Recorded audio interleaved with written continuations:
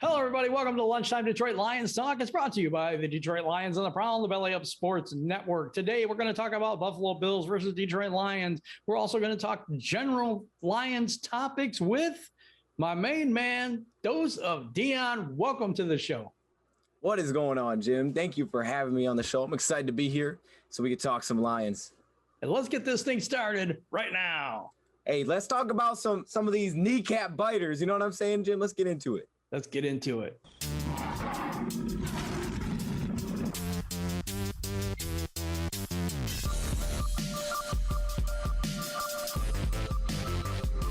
We're going to get up, and on the way up, we're going to bite a kneecap off. Yes, sir. We in the deep. Hey, welcome back to the show, people. And you know what? That Lions-Bills game, we've seen a lot in that game. We're going to kind of highlight some of the things that you took and you gleaned from that game. We did a show on this already, but I have to get your take on this, and I want to see what you have to say about the Detroit Lions versus the Buffalo Bills. What do you got for me, Dion? And break it down let's go offense first. We'll talk about the offense. We'll talk about the defense.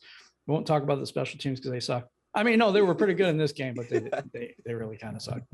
Anyway, go ahead. Yeah, I mean, it was just good to be back to football. I know everybody was excited to see it. You know, the offseason's fun, but it's nothing like when they're back on the field. You tune in, you get to see the intro. It's no feeling like that. But I think offensively, yeah, I mean, it's great. It just felt great.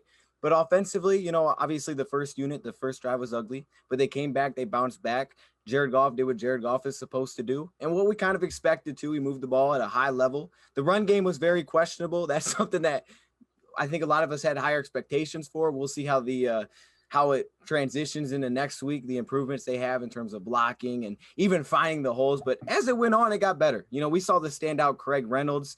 I mean, the dude, hey, I'm Craig Reynolds. All right. Okay, go for, you know, what is it, 50, 60 yards? I do mean, what you do. Yeah, I mean, like, what the heck? I feel like I wish I would have put more attention on this guy before the game started if I knew he was going to do something like that. And if we both even knew he was there. Right. I think that's the key too. I was like, oh, okay. I mean, like, I remember watching to him, like, yeah, I thought he was pretty patient, but then he just breaks out. All right, do your thing. But that's what's awesome about the preseason. We had a lot of that offensively and defensively, guys that just showed out, you know, maybe guys that you didn't expect. I'm hoping maybe a guy like Tom Kennedy, this is the year he does it. You know, there's always a chance. Kennedy. Always a chance, man. And now you got a new staff, but I'm just happy the way they bounced back. I like Reynolds. I like Reynolds. He shows up in the huddle and said, I'm here to take over y'all's running game. Hey, do your thing. I'm not mad at it. Do it. Take it over. No, but you know, we've talked on other shows and everything about the transition it's going to take with Coach Campbell and the rest of the team. What's your gauge on how far along the Lions are at this point with the new regime, the new scheme, all of that type of thing? What do you think? How far are we, and how far, you know, and what needs to be improved? Yeah, I think you could feel the imprint defensively. I think that one, you really felt it. Just the style of play. It was just different. It was faster. Guys, you know, guys made mistakes. Guys were out of position. You see it even in practice. And I think we're going to see that definitely early in the year. And those are things that I think most teams have those issues with early in the year, regardless of the coaching change. So, you know, that's something that's obviously we have to clean up. Plus, you got a lot of young players in the secondary, and you're missing some of those vets. So it's a lot of new pieces. And then offensively, you know, like we said, I think Jared Goff looked pretty comfortable, and that'll be something that keeps growing. But his chemistry with receivers, I think, has definitely gotten better. He's been able to do it without having Hopkins, you know, even with missing St. Brown for some time. He's been able to find guys to move the ball, and that's huge, building that relationships with the depth guys as well. And like I said, I think the run blocking needs to improve, but at the same time, I think they're trying to figure out, you know, what works best. I thought towards the end of the game, they mixed it up a little bit, did more of those zone rushing plays, and I thought Craig Reynolds just went off with that. I mean, we know there's talent there. They just got to put it together. I mean, we've kind of examined this game to death on this show and other shows that we've done. So I kind of want to go to a different thing. I've seen Coach Campbell's explanation of his decision to have David Blau continue to throw the ball instead of trying to milk the clock. And he said, hey, you know what? It's preseason. Let's see if the guy can get a touchdown in the red zone. Give the man an opportunity instead of milking the clock and trying to get a win. I want to see what my guys can do. Do you like that approach, or would you rather get the win? No, I love it. I mean, the fact that he's honest about it, you know, in the time I was like, Like, what exactly are we doing? Like, I didn't completely understand the ending there, but it is preseason. This is a shot for David Blau trying to fight for a job. So you got to see him do things like this. You got to know that he can punch it in and how he reacts.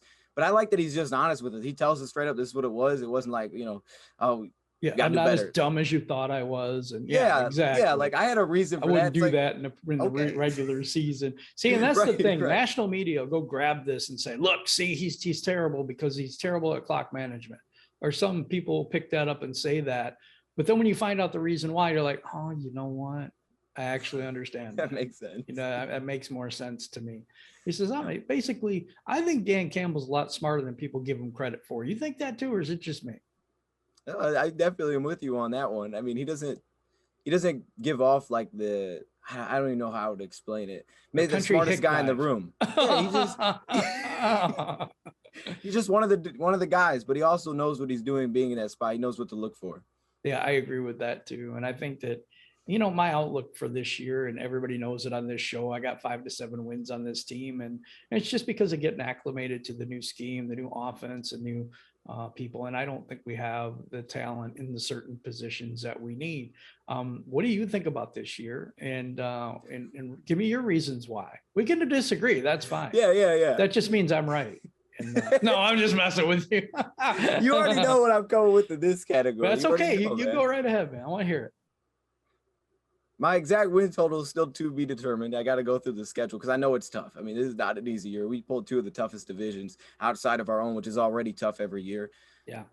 I'm still optimistically sitting in the 7 to 10 wins. I think 7 could be a floor for this team. But I'm one of those guys that I'm not into labels. That's how I would explain it. I'm not into past labels, what a guy gets stuck with. I want to see what have you done for me lately, and what are you bringing to the table now? I don't care what Khalif did in the past. I want to see what he's doing now. The same thing with Pearman. Even Randy Bullock to a slight degree, but he's got to prove it. He hasn't proven it yet. Okay. Me and you have been to camp and together at one point. But the thing is I'm just seeing what I see on the field. Oh, yeah. And so I'm not trying to judge it on like last year or the year before or whatever. 2018 golf was incredible. Who cares? It is. What have you done for me now? But there's just things I see. But we only played one team. We've only been hitting another team's jersey one time, and our first string only had like a series and a half or 2 series, something like that. So you can't judge a whole lot on that, but you can see some trends and things like that. So if I get my ceiling and you get your floor, we both are at 7 wins. So it looks like okay. There we go. We're both right. And we're both right. But I like that. I think this team is on the road to contention. I think every fan in the fan base feels like we're going in the right direction. But I just don't know how quickly that's going to go. It depends a lot on Jared Goff, I think, and it depends a lot on how much we can build through the draft. And you know what I mean? Build that solid foundation, and then put on the windows and all those fancy little things and those decorations on the outside they call wide receivers. But build those trenches, baby. That's what we've been doing.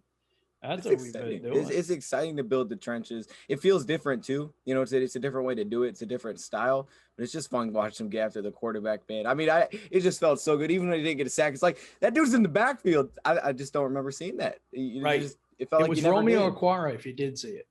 Yeah, right. It was one really of the Aquaras. It was one of them. Yes. No, I meant last year. Oh yeah, last year. Yeah, it was only Romeo. Romeo was kind of on an island there. That was it. Yeah.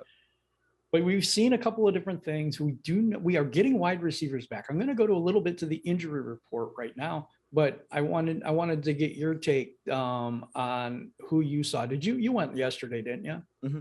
What were your breakdown of yesterday's practice and what you saw? Okay, yeah, this was definitely a situation today that I don't even know if they were wearing pads, but it was more about the pass game because the run game, there's just not much to it if you're not really hitting each other. But it was very situational. And, I think it was working on those things that we talked about in those situations, how to react to that. They worked on being up by 4, down by 4. But I could tell you, once again, I was pretty impressed with Jared Goff. I mean, he did his thing. He moved the ball down the field when he had the opportunity to do it. With 4 minutes, he was able to move the ball down the field consistently. He always goes to St. Brown, it feels like, when he needs it. When he needs it, St. Brown's the guy that he goes to. I think he did drop a touchdown. But regardless, they moved the ball pretty well. They didn't punch it in. Bullock, like I said, he made all his kicks. I think he hit 150 plus, which just took me off my seat. And then also defensively, I'll give you AJ Parker, man. He stood out to me. I mean, okay. It's kind of hard to focus on specific guys, but it felt like AJ Parker multiple times. I'd see Goff look his way because he was playing with the first unit again, guarding St. Brown. And then he just wouldn't throw and he dumped it underneath. I mean, I thought Parker did a good job, and he looks like he's in a good spot with this team right now.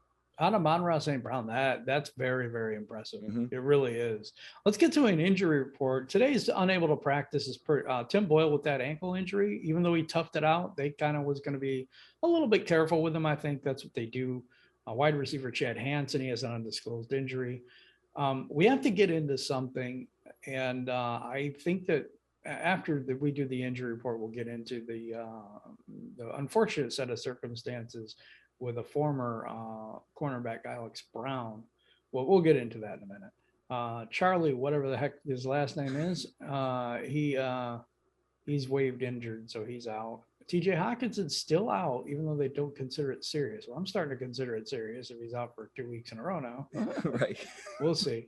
Evan Bowen was placed on IR. That kind of hurts the team. Terrell Crosby still has that grade 1 hamstring. Nick Williams is still on the COVID list. John Penasini, undisclosed. Did he play? Mm-mm. I didn't think he did. Miles Brown, newly acquired defensive tackle, undisclosed injury and out. Deshaun Hand, surprise, surprise. He's out, not considered serious, it says. And here's a new one to the list. It's Sean Dion Hamilton is now on the injured list with an undisclosed injury. And Corn Elder is just going to sit in purgatory of the injured for, I guess, the rest of his life. It just seems like he's been injured since the 9th. So, okay. Yep. Limited was DeAndre Swift and Damian Ratley. Swift, of course, is nursing that groin injury. But the good news is return to practice, defensive tackle, defensive end, Levi Onzarike. It sounds kind of French when I said it that way. Yeah, anyway, that was good. I like that. You had a little twist on it. I did. Jamar Jefferson still has an ankle. Hopefully he has 2. Quintez Cephas had a head injury, so he probably went through concussion protocol, but he's back. And Brashad Perryman, he's flexing his hip and he's back again. So he's back. So look at the returns here, though. Quintez Cephas and Brashad Perryman should give Goff a couple extra targets on it when we meet the Steelers. It's the Steelers, right? This Saturday. So we'll be going over that at some point. Maybe not today, but sometime during the week. That's usually our Thursday show. I'm also on Dion's show on Thursday nights and Monday nights. Last night we had a blast. It was way too late for me because I'm old. But hey, we had a great time. If you haven't been able to check that out, it's called Second Dose, right? Last Second Dose. Last Second Dose. Yep. See, I messed it up. It's all good. We just kind of put the 2 names together. Cut. Someone came up with it. Okay, let's go into this report that about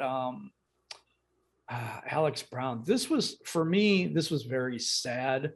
Alex Brown is being charged by the police. He's got 4 counts. He got 4 charges against him. And that tight end that I can't pronounce his name that's waived injured right now, not even going to try it. It's Mr. T. Anyway, has reportedly suffered significant injuries in the accident. It's possible the tight end that I can't pronounce his name will return to the team on their injured reserve list if he clears waivers in the next 24 hours. So that's just an update on that. What do you think about all that, man? I mean, it's not good. You hit it, man. It's a sad situation. You hate to hear that. And I mean, even for a guy like Alex Brown, I remember I just went back and watched the Friday game and I was like, well, it's not like he played bad. I don't even know if he had a lot of reception in that game. Like, yeah, he maybe would have given up a deep ball and a better pass, but I thought, okay, it's just for the young cornerbacks, so we can see some of those guys more through the preseason. And to hear this side of it, you never want to hear that. If it's like, okay, he lost the role, makes sense. But for it to be something like this, and then other guys getting involved, like Charlie, and obviously everybody else is involved in this situation, it's scary, man. You hate to hear it. You do hate to hear it. And from the other Dan Campbell's having none of it thing, we fired our head trainer.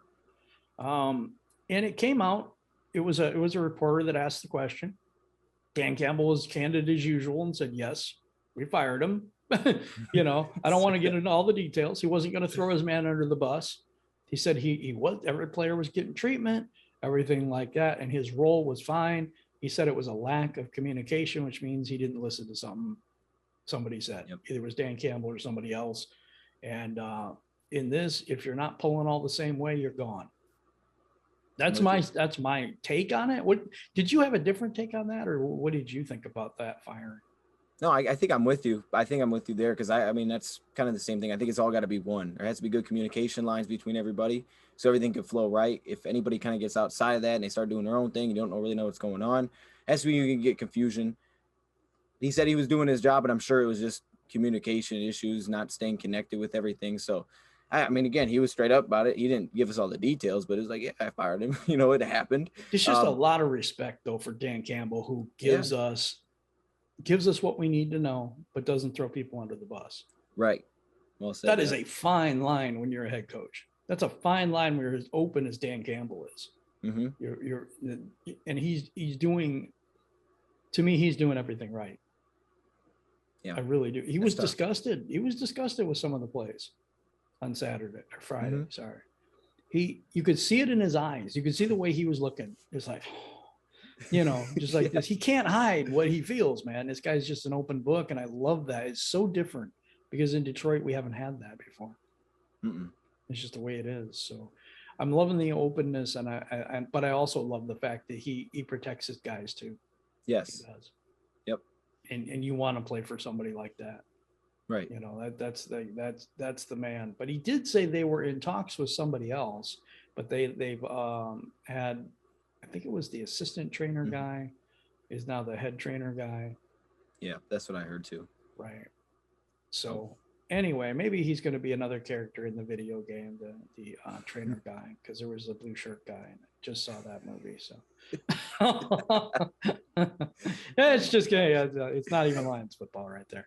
But there's a couple other things. If you haven't checked it out yet, Detroit Lions on the Prowl.com, you got to check that out. And the reason is because Matthew Ferguson wrote an article, one of the people that is one of our gold members, an excellent article. It's there over at Detroit Lions on the Prowl.com. If you like the content, hit the subscribe button. Guess what? It's free. And it does help the show. It really does. We're on the march to 10,000 subscribers. We're starting out a little slow because we only have 2,400. But hey, we're on the move. Hit the like button too. We're just gonna see if you can do that for us. Hitting that like button, it helps us get this content out to more people just like yourself, and hopefully, better than you. But I'm just kidding. I love to have fun with this, man. The Lions talk should be fun and not always, so dramatic and so up or down. It's fun. We love doing this stuff, right? Dion, when did you get started doing all this? I know I'm going to break off into a little question here. So. Okay. Just doing the YouTube stuff? Yeah. When did you start? Man, I think it was about 2.5 years ago. But you're right. I mean, we're fans. We have the emotion. It's always fun to break into stuff, but at the same time, it's like, we got to have fun with it too because we're watching. Everybody has their own different reactions to certain things. Love it. We don't want to be the Bill Belichick's of this. Okay, we're fans. We want to be the Dan Campbells that shows the passion, the energy in our reaction. We want to be an open book about it and how we feel. And that's what's great about the community that we have here. That's, I think, what helped me a ton and made me do what I did because, 2.5 years ago, I just kind of dabbled in it. But the community is very responding. I remember, oh man, I had so many rant videos. I haven't had one in a while, but I'm sure they'll come back. And that was kind of like my thing. I remember people would make fun of me at school. They're like, "Are you putting out another rant video tonight?" It's like, no, I'm not. Are you angry again or no? Yeah, right. Yeah, I'm just an angry Lions fan. Nobody thinks that about you anymore. I always they label you as positive and stuff like this now. But yeah, I mean, I more takeaways from the game, I guess. Logan Stenberg has really stepped up. A lot of people that I've seen in this game. Julian Okwara, I really like. Kevin Strong. It's the same people we've talked about all week, really. True. Barnes, Pittman, and the people that didn't show up, of course, Jamal Williams and Lee McNeil and people that we want to see step up next game. Who are you looking for in this next Steelers game coming up? Who are you looking for that you have to see? You have to see something from these guys this week. Who is that? That's a heck of a question, Jim. I like that. All right, a couple of dudes came to mind right away. First off, Rashad Perriman. I just want to see him on the field. I want to see him out there. And I think he's been mixing with Raymond a little bit, but I want to see him healthy enough where we see the Brashad Perriman that we think we're going to have this year. Yes. I want to see that connection with Goff. Super excited to see what he can do. He's got a lot of talent, but obviously, you know, he's definitely had some issues in the past. So I want to see that on the field.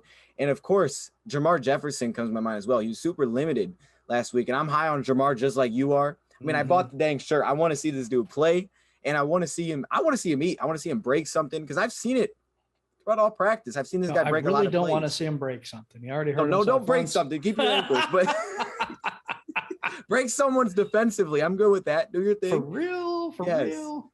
Those are no, two guys I'm looking forward to Quintez Cephas, to be honest. I want to see him come in and see what he can do.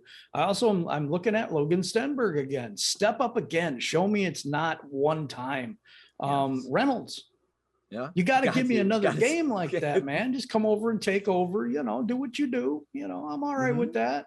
But I don't think Brockers is going to play the entire preseason from what I think. He might.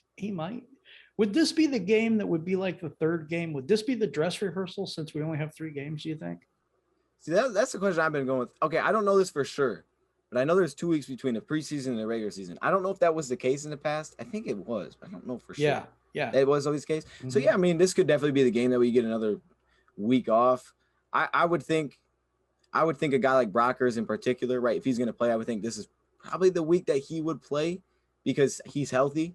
I think we may see our starters still have, but again, you got to make all those cuts right after this game. Yes, that's true. So that's what hurts about not having that third preseason game where you had to make all the cuts after the 4th preseason game. And then, you know, you were getting down to certain, it's different this year. So it's like, I don't know whether they play them or like I said, I don't think DeAndre Swift plays. I don't think TJ Hawkinson plays. And I think that's a good thing. I need Jamal Williams to step up. Let's do it. And that offensive line, you got to be better than that in the run game. 1.7 yards a carry isn't going to cut it. I love his energy. I love his enthusiasm, but now we need to gain some yards, man. Please. Yep. Let's get this thing rolling. Goff held his own. Let's get the run game rolling with the starters, and let's see what it looks like when it's all together. Yeah, that's what I want to see too. And then we only have 3 preseason games. We're getting so close to the regular season, and I'm pumped. And you know, I'm just happy about that. But you know what? You guys probably have heard us talk for too long. Let's hear what you had to say about last week's show. This is the Tuesday show, so this would be from Monday. I like this. Detroit fan man. Should we change Swifty and Swaggy to something that fits these guys with the shorter runs and poor stats? Maybe dink and dunk. How about flip and flop? Or maybe just stop and go. Hope this is an overreaction. It was hilarious, Detroit fan man. Absolutely hilarious. Overreaction, but really want to see Detroit run game. Me too. I'm crazy disappointed by our first attempt. And my thoughts on that is hilarious. Number one, we don't have to be so serious all the time. No, I don't think the run game is totally destroyed after one game. And 1 preseason game. No, pretty much no. 1 series. But yeah, any thoughts on that comment there? It made me laugh. So you got me laugh too. It really did. I'm ready to see Swift back out there. I'll say that. Not preseason, but I'm just ready to see Swift do his thing. Me too. What you got next, Dion? So we got Turner Burley. Yeah. Who says in 2008 we went undefeated in preseason and didn't win another game. I'm good with the first preseason game because most players didn't get enough reps to paint a true picture. Okay.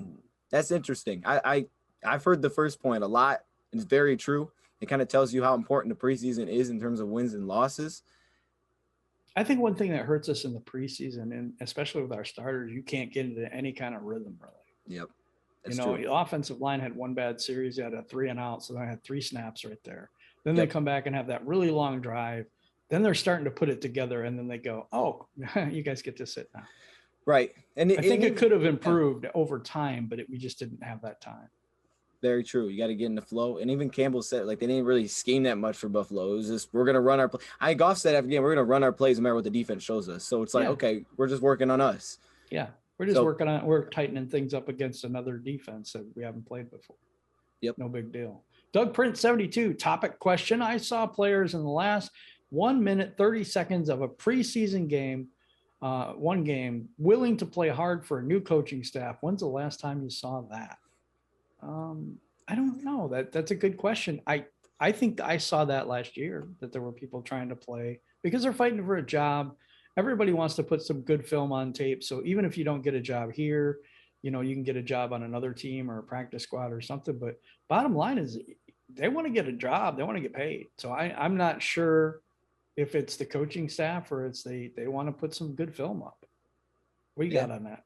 No, I'm with you. That's a good point. I mean, yeah, guys are always fighting for jobs, but I think to what he's saying, at least the way I see it, is I just think they were playing faster. They were flying around. They weren't thinking as much. Yep. I agree with that too. What you got next, bud? John W. says the preseason is meaningless as far as wins are concerned. It's more for player evaluation. Both the offense and defense are running vanilla schemes. Everybody needs to chill. Chill. Be patient. Plenty of time to panic once the season starts. That's true.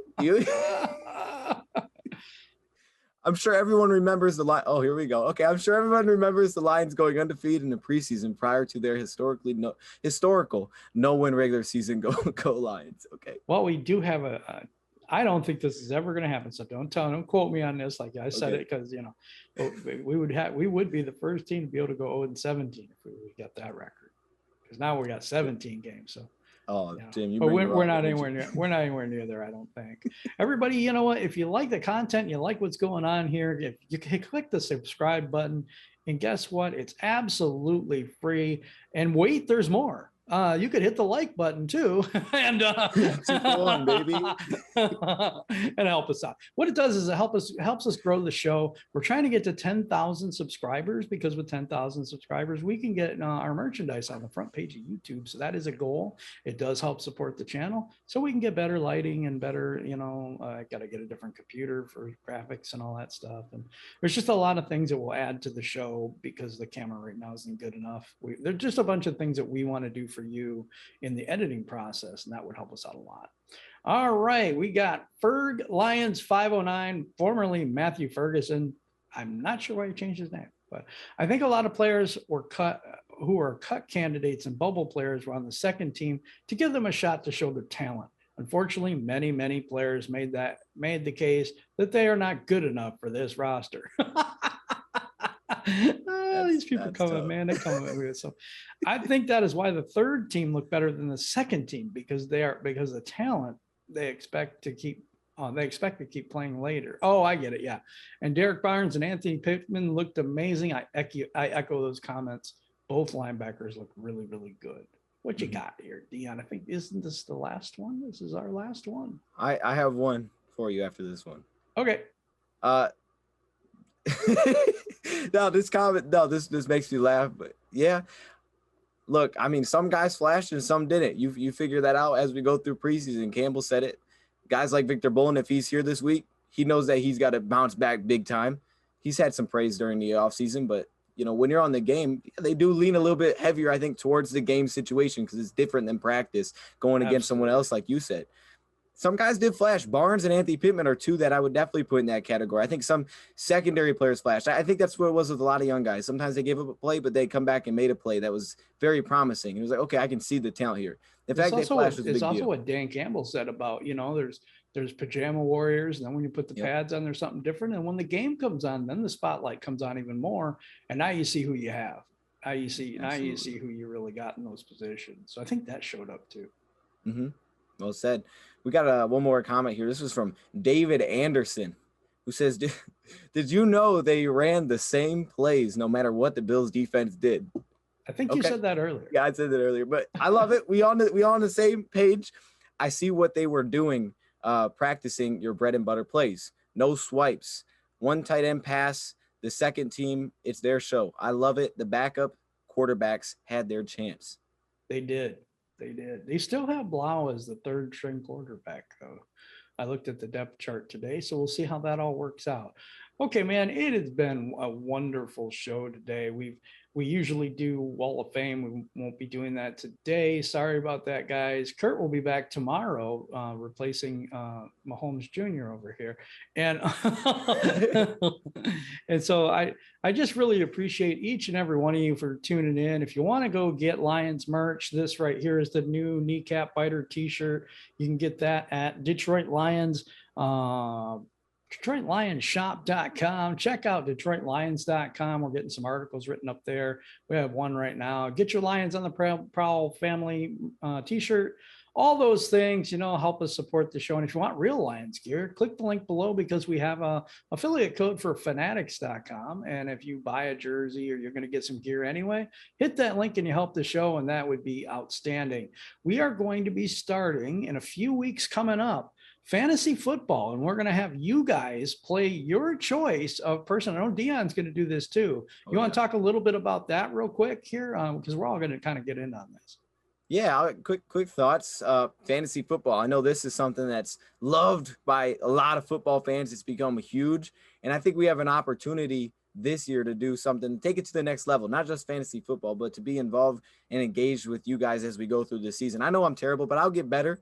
But to compete with you guys will be amazing. So we're excited for this opportunity with fantasy football to get you guys involved as well. And we hope you're along for the ride.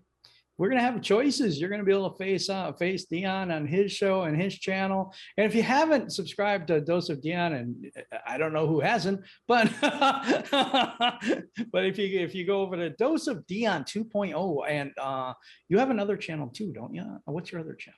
I do. I'm not gonna lie, I'm taking like a little break on that channel right now because training camp's popping off. I'm like, man, I just Dose B Gaming. Okay. Super creative. But somewhat they made the logo for me. I can't remember who made my logo, but yeah, we do some gaming stuff over there. There's always weird stuff. Like you'll get skits and you don't really know what's coming over there. So just subscribe for the unknown. Yeah, there you go. And if you can hit that subscribe button and like button on this show, really appreciate it. We're on the march to 10,000 subscribers, as I've said. Also, you'll be able to play those games weekly coming up against me, against Curt, and Val. You're going to be able to play against her too. It should be so much fun to beat the Bears fan. So we'll give you those links below, and you can choose which person you want to play against that week. Just hit that link, and then you can play against those folks, and we'll keep going on with this week after week during the season. I want to thank Dose of Dion, and I want to thank every one of you for showing up, showing out. Thank you, people in the chat. Really appreciate you. And Dose, what do you got for final thoughts for the people today? Well, as always, thank you, Jim, for having me on, man. Always an awesome show when we come together. I always have so much fun. It doesn't matter what time of day. It's always going to be fun. Oh, God, it's 6-something in the morning. just tell everybody. I love it, though. I'm having a lot of fun. And as always, man, like you Lions fans, I mean, you guys make this thing go. You make it what it is. You guys bring the energy, and we just feed off of that. So we appreciate you guys. The love is real. We appreciate it. And I'm just ready to get to the second preseason game. I'm ready to get the regular season game. That's true, too. Yes. I'm kind of putting the cart before the horse, but I do like that. But anyway, for Dose of Dion, this is Jim, and everybody have a wonderful day. Stay safe and peace out.